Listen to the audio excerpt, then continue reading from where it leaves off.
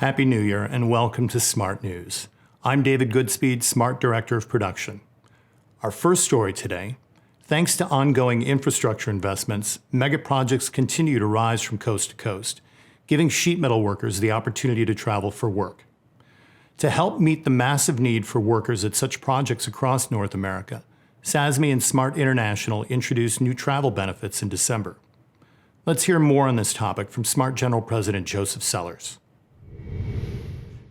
As the number of mega projects continue to climb, we have an unprecedented opportunity to grow our membership. We all need to do our best to ensure we meet the workforce needs. We must do this as we protect our current work and grow our market share. SMART has increased its incentives to include our membership development and to make it easier for our members to access travel benefits. SASME has also made changes to provide better benefits for SASME and non-SASME locals. They have also streamlined their approach to ensure our members are getting to the job. Together, we will move these benefits under one umbrella to make the process easier to track and to get our members the funds they need to be successful. As we enter this time of opportunity, rest assured, we are doing our best to grow. Thank you. In February, both Smart News and our Talking Smart podcast will do a much deeper dive on this topic, discussing travel benefit changes in detail. Text TRAVEL to 67336 to get the latest updates. Members of the Biden administration joined Republican and Democratic officials in early January to highlight infrastructure work breaking ground across the United States. From Kentucky to California, lawmakers from both political parties emphasize the importance of investing in our nation and creating good union jobs. Let's look at Connecticut, where a project labor agreement will soon put SMART members to work at Bradley International Airport. And across it all, we are going to create a lot of good paying jobs. I want to applaud the governor and the department for that project labor agreement that Keith was describing, to make sure that these are going to be not just good jobs, but good paying American union jobs that you can build a family around. The upcoming work at the Bradley International Airport, phase one, will be under a project labor agreement as negotiated with the airport authority under the direction of the governor. It's a fantastic thing. We have a bunch of different people, not only from my local, but overall in the Connecticut building trades, doing the background work, talking to the right folks so that we can go in there and make good living wages. So the upcoming work at the Bradley International Airport is a baggage handling area. We're going to do energy efficient upgrades to the terminal, HVAC improvements, which will include indoor air quality, MERV 13 or better air filters, because it being an airport where everybody's coming in with all the airborne illnesses we've had after going through the pandemic. We are becoming a go-to trade because due to the pandemic, people are realizing that these buildings do need to have great ventilation systems. They need to be able to get the air moving around and out of the building so that people don't get sick as often. This airport, we've not worked at in over 20 years, any of the renovation work. It's not been a union-friendly environment. Under this governor and everything that we've done in the building trades to help him get elected the first time 4 years ago and then reelected again, and now we get to reap the benefits of jobs going our way with just a stroke of his pen. Everybody seems to be working right now. Everybody seems to be at 100% employment. We have all 4 year of our apprenticeship classes are full. We're actively recruiting journey persons and apprentices.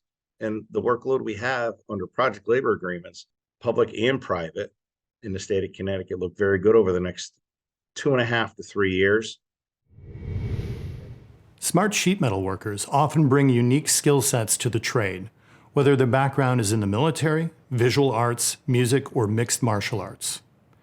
We spoke with Local 24 business representative Josh Williams, who is also an MMA fighter and coach, about the skills that members bring from the cage to the job site. I started in MMA back in 1993 when the UFC first came out in the United States. Went to college, started training there, took my first fight back in 2001, then fought from 2001 to 2003.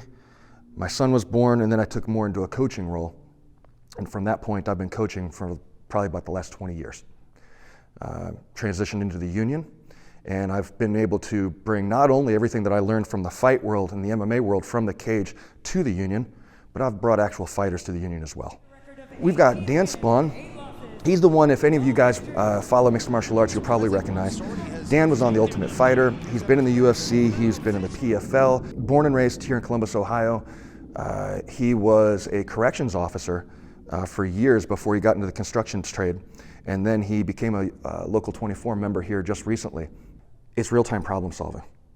It's real-time problem solving with dire consequences, because if you don't figure it out like right now, you're getting punched in the head. If you can take that and be able to problem solve fast, efficient, and remain cool under fire, then there's nothing that says you should be getting riled up on a job site. Most of these guys are about the coolest, most laid-back guys that you can imagine, because they've dealt with the most extreme situations you can imagine. As temperatures drop during the cold and flu season and COVID infections continue to pose public health challenges, it's more important than ever to have proper ventilation in schools, offices, and other buildings. In Washington State, Smart Local 66 members are helping to improve indoor air quality in buildings across the state. To learn more, we spoke with Local 66 member and fourth-year TAB apprentice, Kelsey Sturzen. What I like about the work is that on any given day, it can change. There's always a surprise, there's always a new problem to overcome. Some days it's physical, some days it's not. It's never the same day. I am one of the people that goes through and makes sure that all of the air coming out of the equipment matches what the engineers have designed for that space. And we make sure that the equipment is working properly, controlling properly, that we have the proper air changes per hour that we need. I'm very proud of the fact that I'm the first female technician that Holiday Parks has hired. I started out as a material handler in the warehouse. Before that, I was a child care director at the Boys and Girls Club of King County. I did that for about 8 years after I graduated from Central Washington University. I told my husband that I was ready for a change, and he suggested that I join Local 66 and become a tradesperson. Currently, I'm working in an elementary school. We are doing a tenant improvement project. We have exchanged all of the old heat pumps for new heat pumps, and so we're trying to balance that system. Now that people are coming back to their office jobs, we're ensuring that the proper air quality is also in their office spaces, conference rooms where a lot of people tend to gather.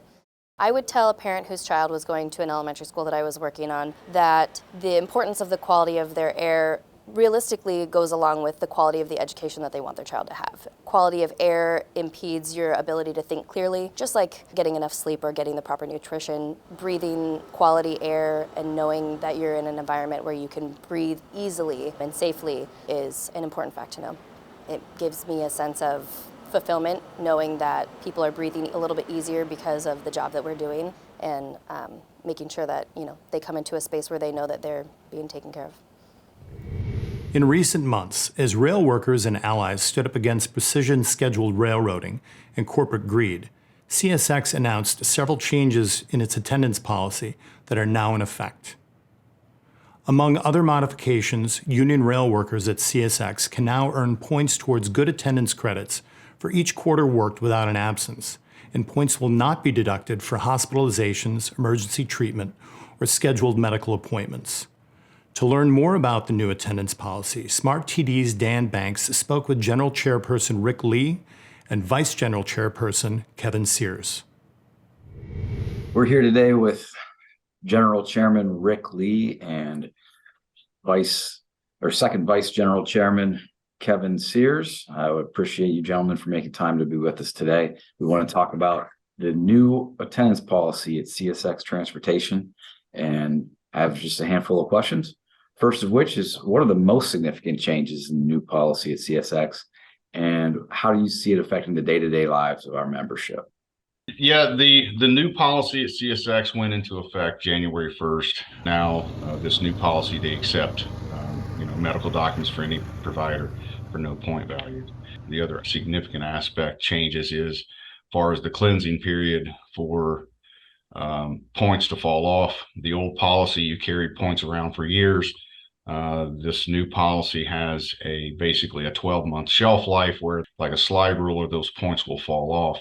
The points are now equal for all days of the week, where they used to hit the membership harder for the weekends, and that's no longer the case. And it's also a quarterly base to get a good attendance credit, where it used to be a 6-month period.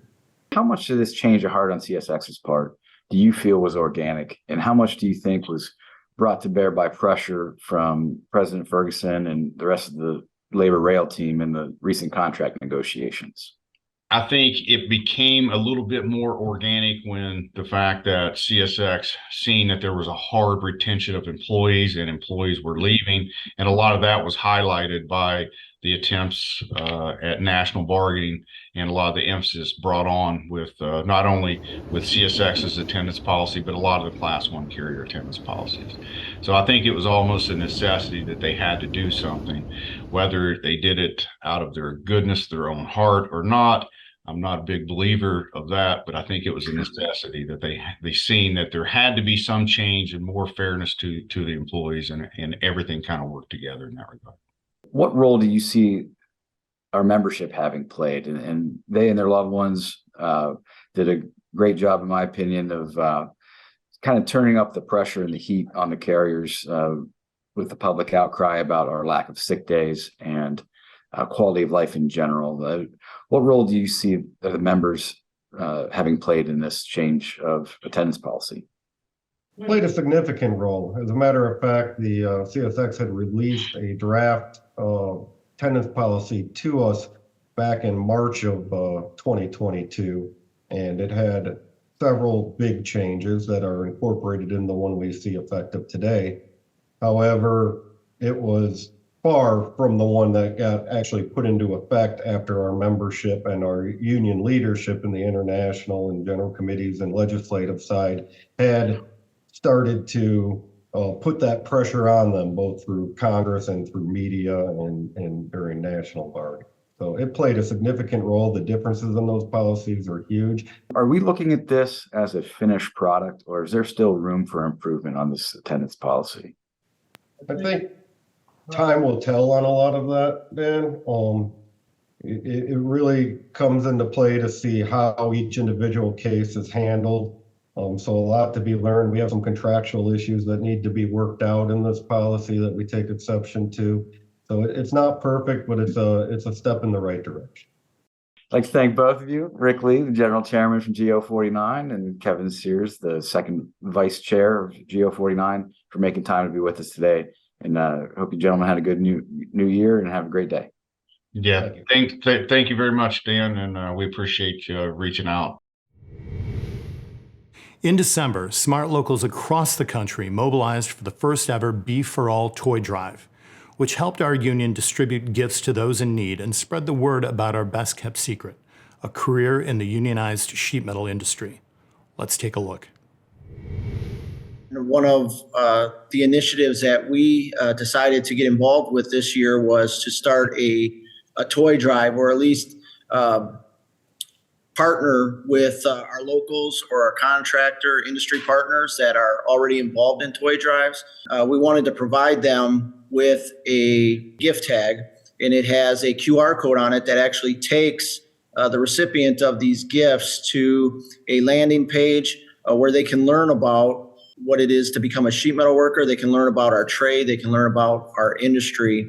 We're already involved in communities, right? And we're already giving back. This was a way for us to kind of take that opportunity to educate the general public on what it is that we do and the opportunities that are available to them. We have a lot of young parents. They may be looking for that opportunity to provide a better life for their families, their children. It gives us an opportunity to bring awareness to our industry, to our trade, and hopefully pay it forward and pass those opportunities on to other individuals as well. When you're able to be involved in an initiative like this toy drive and you're able to give back, there's not a better feeling. There really isn't. Brothers and sisters, the time is now to strengthen our union. Across the country, we are winning our fights to secure more jobs, better working conditions, and higher pay. If we continue to work together, build working class power, and bring more members into our union, our ability to continue making those gains will only grow. Thank you for watching Smart News. Solidarity forever.